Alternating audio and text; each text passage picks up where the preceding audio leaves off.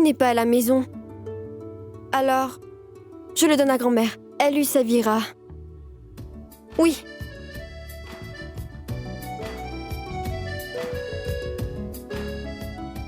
Et si grand-mère voulait que ce soit moi qui lui serve, devrais-je lui servir de mes propres mains? Qu'est-ce que je vais faire? Est-ce que quelqu'un est là?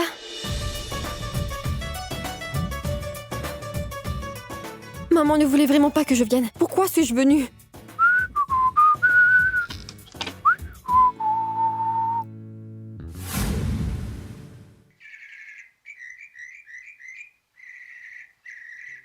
Qui est-ce, Viplav? Il n'y a personne, grand-mère. Je suis allé ouvrir, mais il n'y avait personne. Bizarre, n'est-ce pas? Oui, Viplav, écoute, j'ai préparé les repas d'avant l'aube pour le festival comme tu me l'avais demandé. Et en plus de ça, j'ai aussi préparé quelques boulettes sucrées pour le foyer. C'est bien ce que tu as dit. J'ai aussi dit que t'étais la meilleure des grand-mères, n'est-ce pas? Je reviens tout de suite. D'accord. Je vais emballer tout ça tout de suite et j'irai tout droit au foyer. Maman! Oui, Tu peux faire un truc, s'il te plaît? tu sais que je ferai n'importe quoi pour toi, Viplav. Que puis-je faire pour toi? Est-ce que tu veux bien m'emballer tout ça, s'il te plaît? D'accord. Et je vais apporter ces gâteaux au foyer. Je vais vite aller me changer. Salut, merci.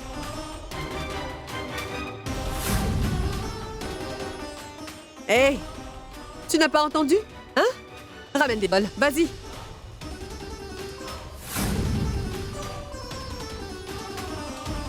Madame, voilà, tenez.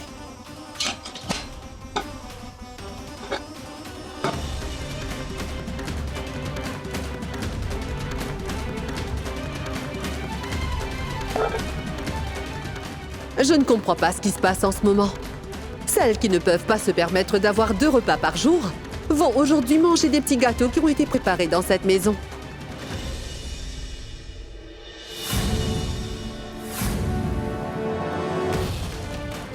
Profitez-en, car dans peu de temps, la chance va tourner pour vous.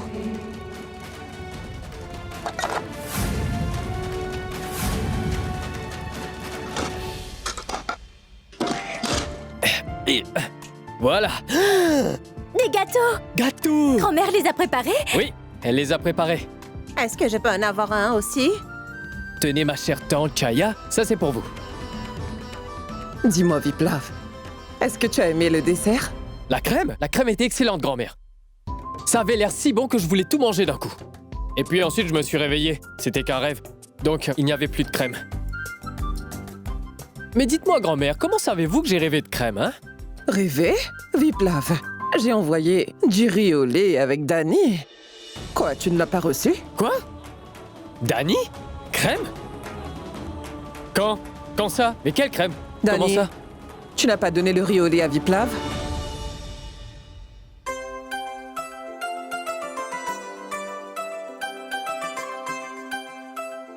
Tu étais venu chez moi? Et tu ne m'as pas appelé.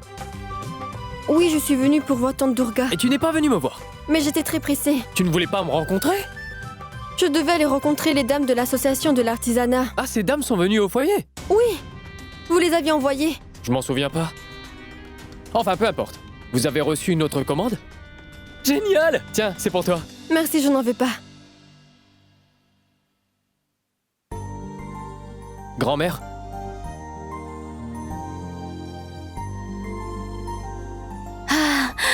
C'était trop bon! Eh, mais il reste encore un récipient, alors ouvrons-le! Je vais l'ouvrir.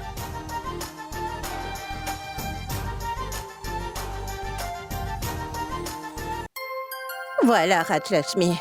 Il en reste encore dedans. Tu peux les manger toutes. Si tu continues à manger comme ça, tu vas grossir. Viplav, remercie ta grand-mère de notre part pour ces excellents petits gâteaux. Elle n'aurait pas dû se donner autant de mal. Ce n'était pas du tout un problème, tante Chaya. Grand-mère devait en préparer, et elle en a fait pour vous. Et grand-mère me disait que c'était la fête des maris. Grand-mère me disait que c'était un festival très spécial pour les femmes mariées. Que ce jour-là, les femmes s'habillent, elles se maquillent, portent leurs bijoux, que les femmes se font belles. Et elles jeûnent également. Dany, tu aimes bien observer le jeûne, n'est-ce pas? Tu devrais jeûner, toi aussi. Cela n'arrive qu'une fois à l'an.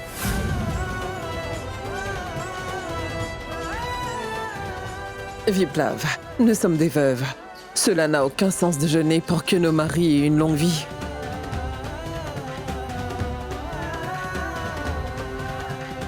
Une personne devrait éviter de parler d'un sujet dont elle ne connaît absolument rien, Viplav. Il me semble que tu as acheté ton diplôme au lieu d'étudier pour l'avoir.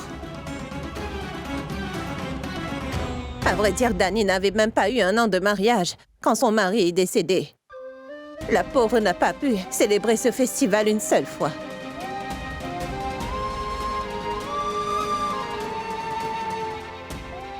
Vous avez bien raison, ma tante. Si seulement je pouvais payer quelqu'un pour que j'arrête de parler. Grand-mère, je suis vraiment désolé, j'aurais dû réfléchir avant de parler, pardonnez-moi.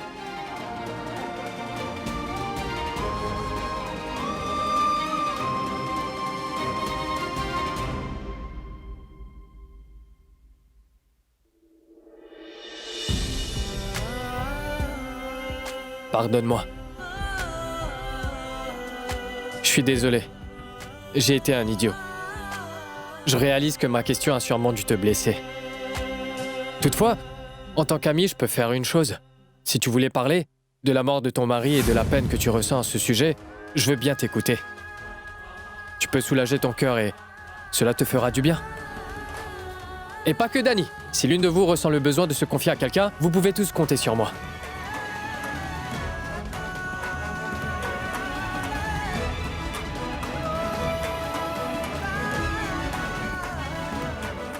Est-ce que j'ai dit une autre bêtise?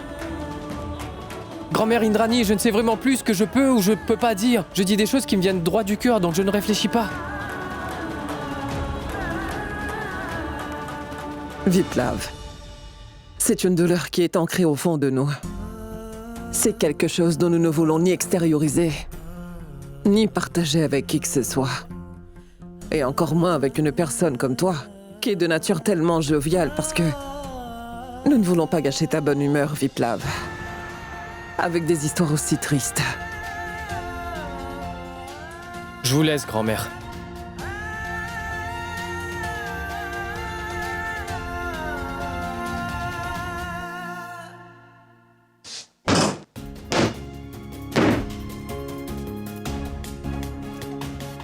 La pauvre n'a pas pu célébrer ce festival une seule fois.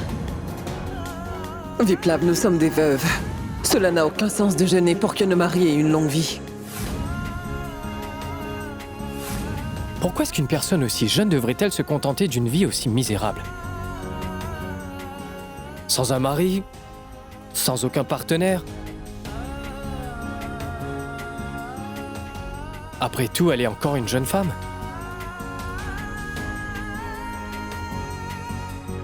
Elle a droit au bonheur.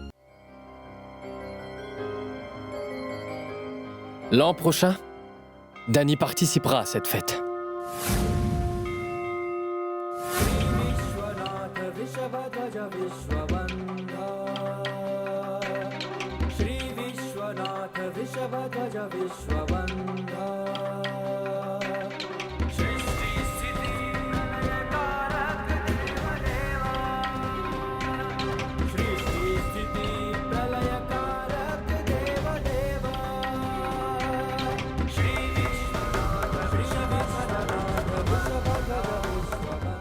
Personne n'a mangé ces gâteaux.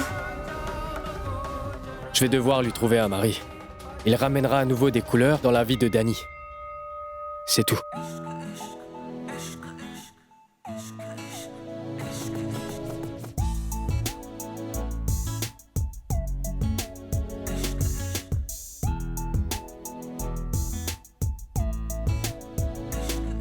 मेरे इश्क का रंग सफेद है यारा, इश्क का रंग सफेद। मैं ही नहीं जग बोले कहे गीता कहे वे, इश्क का रंग सफेद है यारा, इश्क का रंग सफेद।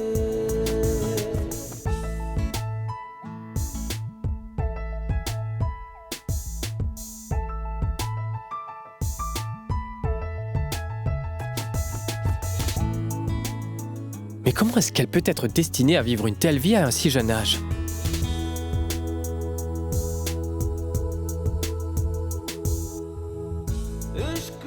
Le destin n'a pas été en sa faveur une seule fois, et alors?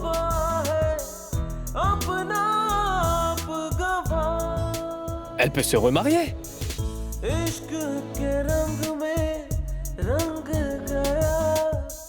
Une fille comme Dani serait capable de rendre n'importe quel homme très heureux.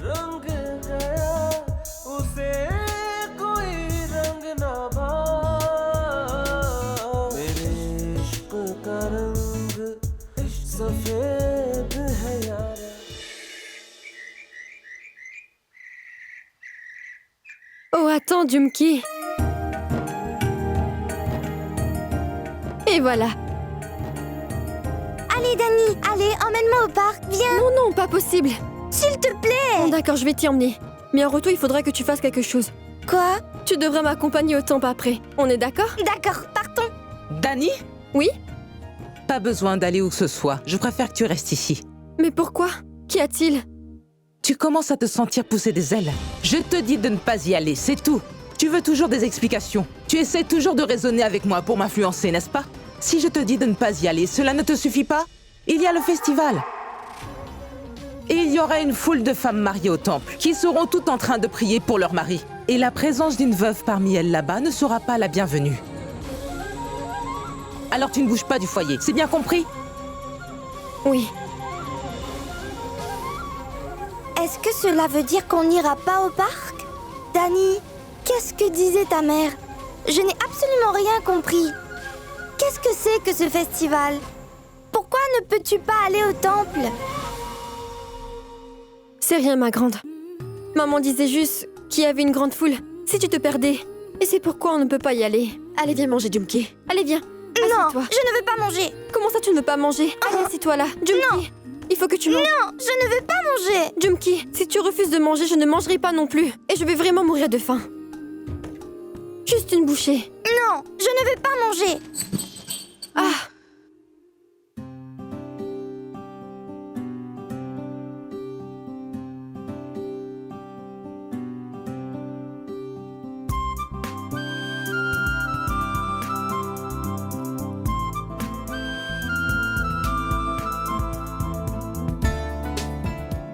Salut! Regarde qui est venu te voir. Je ne veux rencontrer personne. Mais regarde au moins.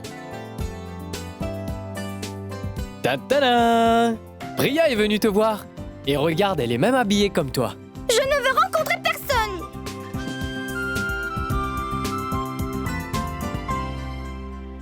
Ma puce. Est-ce que tu veux jouer un peu?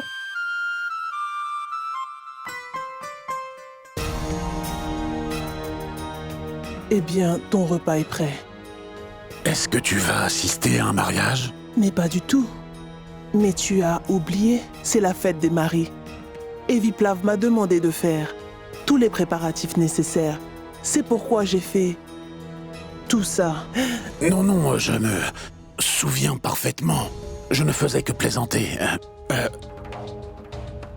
En passant, tu es très élégante, Sushma.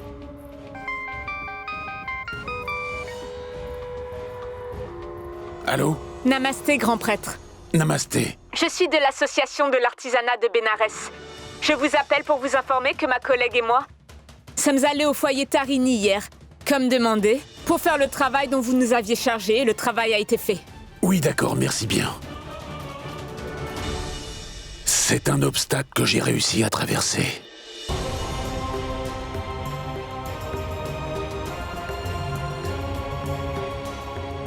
À cause de ce festival, j'en ai une qui attend dehors et l'autre à l'intérieur. Que Dieu me préserve. Dani, tiens. Ça, c'est pour toi. Raj Lakshmi, viens avec moi, je t'en sers un peu? Non, merci. Ma petite. Maman? Ma petite, ma chérie. Ma petite chérie.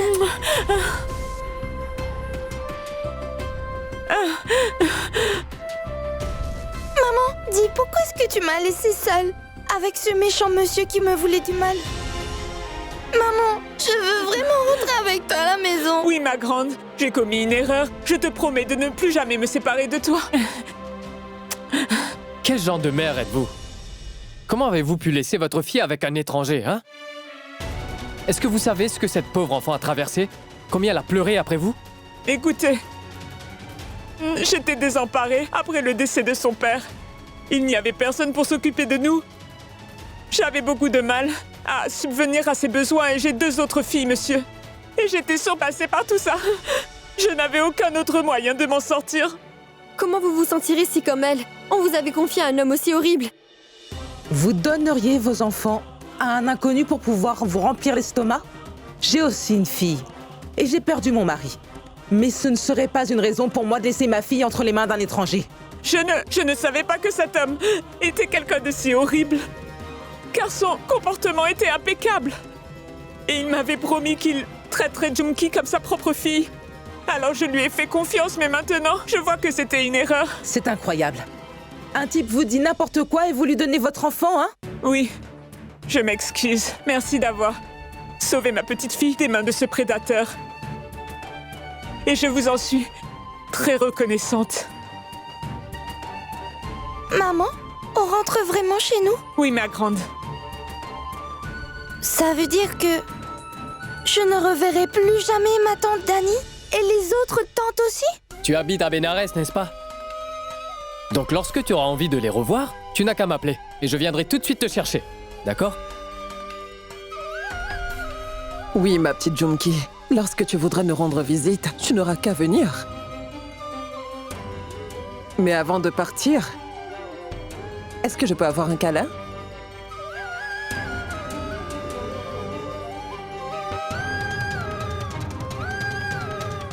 Prends bien soin de toi, d'accord?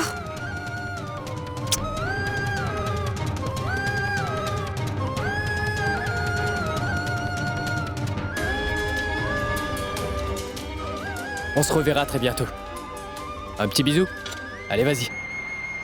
Monsieur Viplav, pour les formalités, je vous demanderai de nous accompagner au commissariat. Oui, bien, allons-y. Je reviens. On y va? Au revoir. Occupez-vous bien de votre fille, d'accord?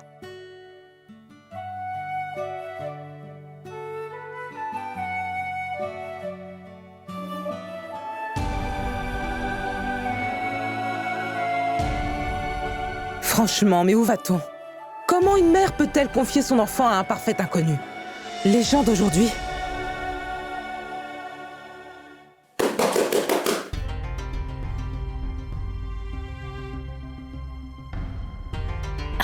Je vais voir.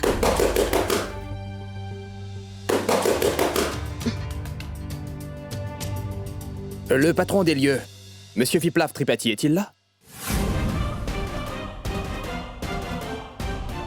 Patron? J'ai là une enveloppe qui est à son nom. Mère supérieure.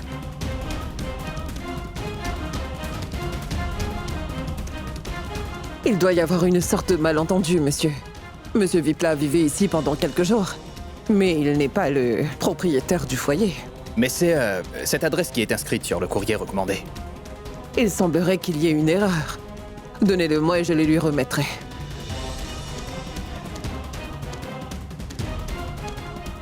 Viplav considère le foyer comme sa deuxième maison. Alors c'est possible qu'il ait donné cette adresse par erreur.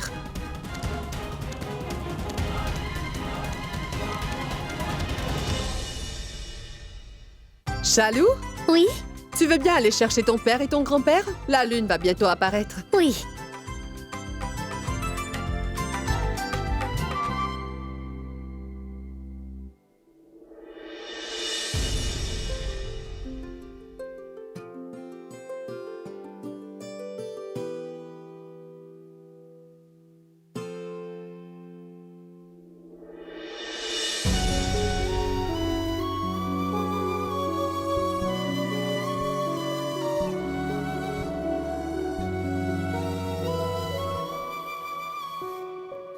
Junki te manque? Tu n'es pas la seule. Junki manque à nous toutes ici au foyer. La présence d'un enfant dans une maison apporte la gaieté. C'est vrai.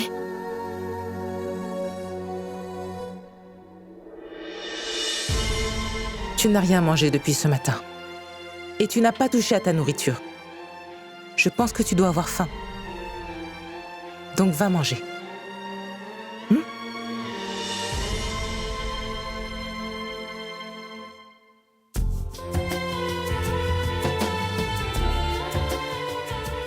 Cette fille est bizarre. Elle n'a rien mangé de toute la journée, mais elle ne semble pas le moins affectée par ça.